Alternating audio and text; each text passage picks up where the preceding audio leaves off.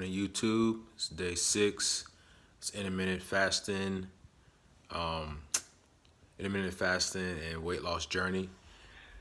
Got starting a new job today, working from home nurse job.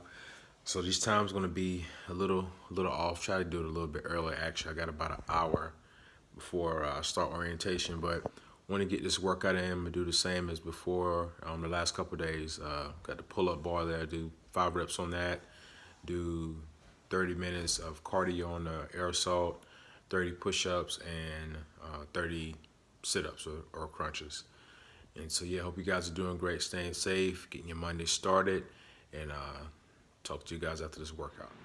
All right, YouTube, got that workout in. 30 minutes air assault, 30 reps push-ups, 30 reps sit-ups, or I did crunches, and 5 reps of pull-ups. So hope you guys doing great. I'm about to get showered up, get ready for this orientation.